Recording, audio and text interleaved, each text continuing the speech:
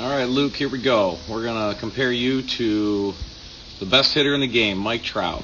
We'll start here at close to a front foot strike for you, front foot strike for Mr. Trout, and we're looking good. So we're not opening up too early. Shoulders are still closed. Bat is still loaded.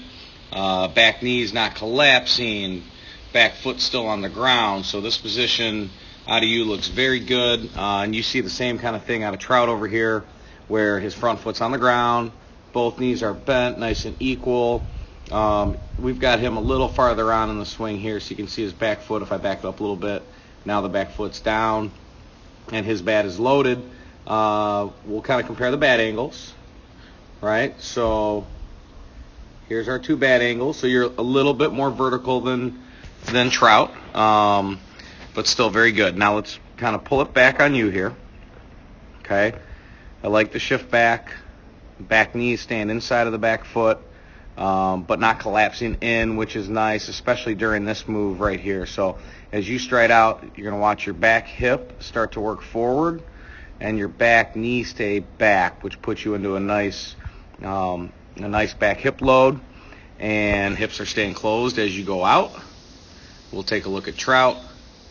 Same kind of thing. You see how his back knee stays back. Back hip moves forward.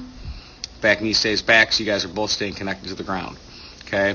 Now we'll get into something I want to see you start to clean up a little bit, and that's that move that we just saw right there. So as you're getting your foot down and starting to attack the ball, see how your barrel, we start to lose it a little bit back behind you back here like this. Okay? Now if we watch Trout, as he starts to attack the ball, you can see how he's maintaining. I'm going to draw you a line here from the front forearm and the bat. So he's maintaining pretty close to a 90-degree angle, right? And we're losing our angle back here a little bit. Oops. Losing our angle a little bit here with the bat. Okay? So I want to see your bat stay what we call connected. So we want to see the bat angled back behind the shoulder while the hands are back and we're starting to rotate, trying to keep like a 90-degree angle between the front arm and the bat as long as we can. Okay, let's go through a little bit more here. Things are looking good at contact.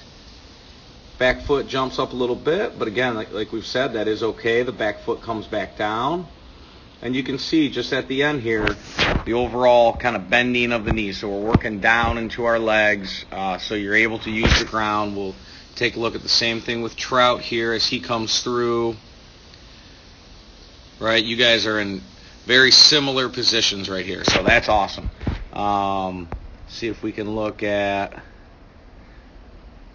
the front leg, and we see how the front leg firms up as we get to contact. So we have some bend in the front knee, and then as you're getting through the ball here, the front knee firms up.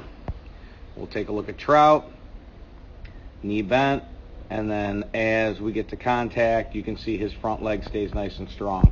Okay, and that's really important to stop your hips and stop your pelvis from sliding forward. We want the pelvis to move forward early as we're striding, and then as we go to rotate, we want the hips, we want them to obviously to rotate, but we want them to stop sliding forward so we can transfer some energy up the chain into the upper body. So really good job, Luke. Let's clean up that bat path a little bit. Try not to lose the bat back behind the shoulder quite so much, and things are looking really good, buddy.